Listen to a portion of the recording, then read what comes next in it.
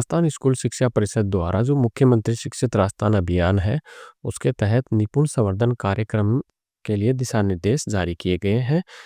इसके तहत जो है भारत सरकार द्वारा 5 जुलाई 2021 से निपुण भारत मिशन की शुरुआत की गई थी। राष्ट्रीय स्तर पर मूलभूत साक्षरता और संख्या ज्ञान जो FLN है के लक्ष्यों को सत्र 2026-27 तक कक्षा 2 तक के बालक बालिकाओं में FLN कौशल हासिल करने का लक्ष्य निर्धारित किया गया है। निपुण भारत मिशन के अंतर्गत जो प्री स्कूल हैं, जो प्री प्राइमरी, वो उससे लेके कक्षा 2 तक जो बच्चे हैं जिनकी उम्र है 3 वर्ष से लेके 8 वर्ष तक के बच्चों पर विशेष ध्यान केंद्रित करने की अपेक्षा इसमें की गई है। यानी जो प्री प्राइमरी कक्षाओं से लेकर कक्षा 2 तक है, उनके लिए ये मिशन निपुण भारत जो है वो अभियान प्रारंभ किया गया है और इन्हीं बच्चों पर इस अभियान के तहत ध्यान देना है, क्योंकि जो राजस्थान में कक्षा 3 से 8 तक के बच्चे, उनके लिए पहले ही जो है ORF का क्रियान्वयन किया जा रहा है। पूर्व में इनके जो परख लिए गए थे, उसी के आधार पर निपुण संवर्धन कार्यक्रम की जो है रूपरेखा वो सरकार द्वारा तैयार की गई है। FLN जो है संख्या ज्ञान के अंतर्गत राष्ट्रीय स्तर पर 3 महत्वपूर्ण विकासात्मक लक्ष्य इसमें निर्धारित किए गए हैं। पहला है इसमें बच्चे अच्छे स्वास्थ्य एवं विकास को प्राप्त कर सके। दूसरा इसी में है बच्चे जो है प्रभावी संवाद स्थापित करने में निपुण बने, उनमें झिझक नहीं रहे, वो आसानी से किसी दूसरे के साथ संवाद स्थापित कर सके। बच्चे अपने वातावरण से जुड़ते हुए सीखने की प्रक्रिया में शामिल हो सके, ताकि वो ज़्यादा से ज़्यादा अपने वातावरण को जोड़ सकें और उससे वो सीख सकें। इसके बाद हम बात करते हैं इसके जो उद्देश्य हैं निपुण संवर्धन कार्यक्रम के। पहला है विद्यार्थियों में जो है पठन कौशल एवं संख्या ज्ञान की समझ उनमें विकसित करना। दूसरा है निश्चित समयावधि में समझ के साथ वो पढ़ने, मूलभूत संक्रिया करने की संस्कृति उनमें विकसित करना। पठन कौशल एवं संख्या ज्ञान के अनुकूल वातावरण का उनके लिए निर्माण करना। पुस्तकालय की पुस्तकों के अधिकतम उपयोग हेतु उन बच्चों को अवसर प्रदान करना, जिससे वो सभी गतिविधियां कर सके। स्थानीय परिवेश की कहानियों, कविताओं को कक्षा कक्षीय गतिविधियों में शामिल करना। गतिविधि आधारित जो ABL किट है उस सामग्री का उपयोग करना।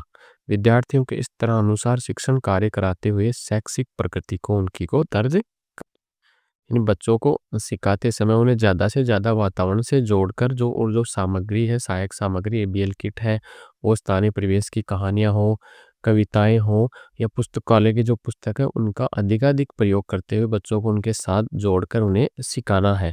जो इसके लिए लक्षित समूह निर्धारित किए गए हैं कि कौन सी कक्षाओं में है, तो कक्षा 1 से 2 के विद्यार्थी, क्योंकि अधिकांश विद्यालयों में अभी सिर्फ महात्मा गांधी में ही है जो प्री प्राइमरी कक्षाएं संचालित होती हैं, बाकी राजकीय विद्यालयों में भी नहीं होते हैं। इसलिए जो लक्षित समूह है इसके अंतर्गत वो कक्षा 1 से 2 के विद्यार्थी हैं। अगर हम निपुण संवर्धन कार्यक्रम की जो समय अवधि वो है, तो ये 28 अक्टूबर से प्रारंभ होना है और ये पूरे सत्र पर्यंत इन कक्षाओं के लिए जारी रहेगा।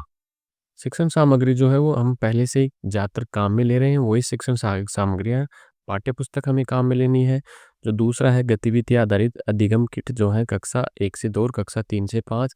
शिक्षक संदर्शिका जो है वो और पाठ्य पुस्तक के पाठ आधारित वीडियो जो सामग्री वो है ABL आधारित गतिविधि वीडियो और CC आधारित जो चेकलिस्ट, पाठ्यक्रम विभाजन एवं शिक्षण योजना डायरी, ये अभी CBO कार्यालय द्वारा सभी विद्यालयों को उपलब्ध करवाई जा रही है। कुछ विद्यालयों में प्राप्त हो चुके हैं और कुछ में जो है CC जो हमारा पाठ्यक्रम विभाजन और शिक्षक योजना डायरी है, सभी विद्यालयों में मिल जाएंगी। शिक्षण प्रक्रिया है जो 4 खंडीय विद्या इनके लिए अपनानी है। निपुण भारत मिशन अंतर्गत बुनियादी साक्षरता एवं संख्या ज्ञान के लक्ष्यों को प्राप्त करने के लिए संतुलित शिक्षा पद्धति दृष्टिकोण को अपनाने की अनुशंसा की गई है। 4 खंडीय शिक्षा विधा का मतलब विभिन्न संदर्भों में अलग अलग हो सकता है। जैसे हम बात करें भाषा शिक्षण में 4 प्रमुख कौशल हो सकते हैं: पढ़ना, सुनना, बोलना और लिखना।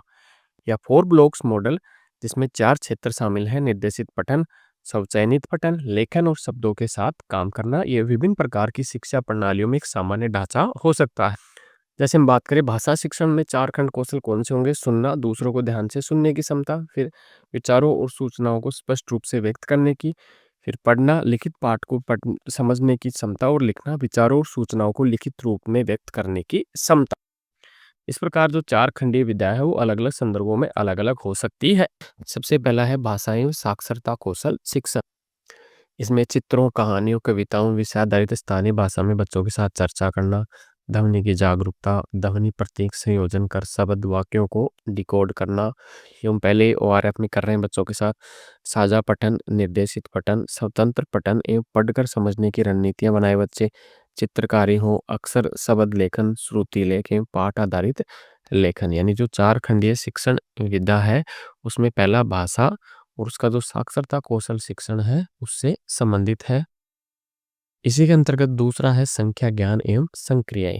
बुनियादी संख्या ज्ञान कौशल विकास, संख्या की तुकबंदी, गीत, दैनिक जीवन की गणितीय समस्याओं पर बातचीत करना, मूर्त से अनुभव करना, एक्सपीरियंस, स्पोकन, पिक्चर्स, सिंबॉलिक आदि की पहचान, वर्कशीट पर उसको अभ्यास दोहरान करना, कौशल अभ्यास।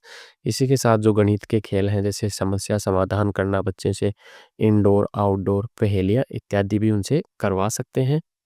अब इसके बाद हम देखते हैं शिक्षक सहयोग। एफएलएन के लक्ष्यों को प्राप्त करने के लिए शिक्षकों के लगातार क्षमता संवर्धन हेतु क्लस्टर स्तरीय कार्यशालाओं का आयोजन किया जाता है, जिसमें निपुण भारत मिशन के राज्य में प्रभावी क्रियान्वयन हेतु नियमित समीक्षा एवं शिक्षक क्षमतावर्धन पर कार्य किया जाना सुनिश्चित किया जाए।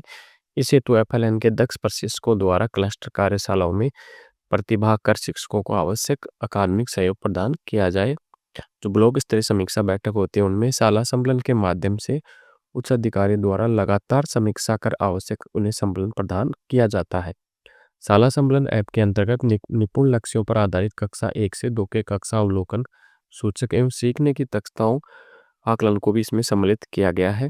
जिला स्तरीय अधिकारियों के माध्यम से नियमित समय अंतराल पर जिला समीक्षा मीटिंग का आयोजन कर आवश्यक संबलन प्रदान किया जाता है। इसके बाद देखते हैं हम इस कार्य के अंतर्गत जो है पीओयूसी विद्यालय स्तर के कार्य एवं दायित्व। विद्यालय में पठन कौशल के विकास हेतु नियमित रूप से इन गतिविधियों का आयोजन करवाना, दृष्टिबाधित विद्यार्थियों को विशेष रूप से पठन हेतु प्रोत्साहित करने हेतु उनके लिए गतिविधियां नियोजित कराना, विद्यार्थियों को स्तर के अनुसार पठन सामग्री और उन्हें पुस्तकें उपलब्ध करवाना, शिक्षक ऐप पर कक्षा 1 व 2 का शिक्षण कराने वाले सभी शिक्षकों को मैप करवाना सुनिश्चित करना, अभिभावक और समुदाय के सदस्यों को घर और समुदाय में पढ़ाई के अनुकूल वातावरण बनाने के लिए उन्हें प्रोत्साहित करना, क्लस्टर स्तरीय जो कार्यशाला है निर्धारित समय पर उनका आयोजन कर शिक्षक क्षमता संवर्धन एवं समीक्षा करना, विद्यार्थियों को पढ़ने के लिए प्रोत्साहित करना और उनका समर्थन के लिए विभिन्न हितधारकों, गैर जो सरकारी संगठन है, अभिभावकों के साथ पढ़ने को बढ़ावा देना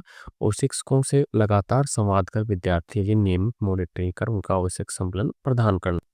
इसके बाद जो हमारे लिए सबसे महत्वपूर्ण कार्य है विद्यालय स्तरीय कार्य एवं दायित्व। शिक्षक सक्रिय रूप से अपनी दैनिक कक्षाओं में पठन एवं गणितीय सक्रियाओं से संबंधित गतिविधियों को शामिल करें, यह सुनिश्चित करना है। शिक्षक ऐप पर कक्षा 1 व 2 का शिक्षण कराने वाले सभी शिक्षकों को मैप करवाना, बुनियादी भाषा साक्षरता एवं संख्या ज्ञान कौशलों का शिक्षण नियमित किया जाए, पाठ आधारित शिक्षण योजनाओं को नियमित शिक्षण में शामिल कर उन पर कार्य करना, विद्यार्थियों को विद्यालय में उपलब्ध सुविधाओं, पढ़ने तथा मनोरंजक गतिविधियों में भाग लेने के अवसर प्रदान करना, शिक्षक ऐप पर उपलब्ध शिक्षक सहायक सामग्रियों को समय पर देखें, उनको डाउनलोड कर उपयोग करें। जो शाला दर्पण शिक्षक ऐप है उस पर भी निपुण मिशन का जो है सामग्री भी नहीं दी गई, लेकिन ऑप्शन वहाँ शुरू कर दिया गया है। जल्दी वहाँ में शिक्षण सामग्री भी उपलब्ध करवा दी जाएगी। कहानी सुनाने, पठन प्रतियोगिताओं और समूह पठन जैसी मज़ेदार इंटरैक्टिव गतिविधियों के माध्यम से छात्रों को पढ़ने के लिए प्रेरित करना, गतिविधि आधारित अधिगम, एबीएल किट एवं पाठ्य पुस्तकों का प्रभावी उपयोग करना। तो जो विद्यालय स्तर पर हमें कार्य करने हैं वो नियमित समय पर करने हैं। जो ये अभियान प्रारंभ होगा 28 अक्टूबर से, उसके बाद नियमित ये सभी गतिविधियों का हमें संचालन करना।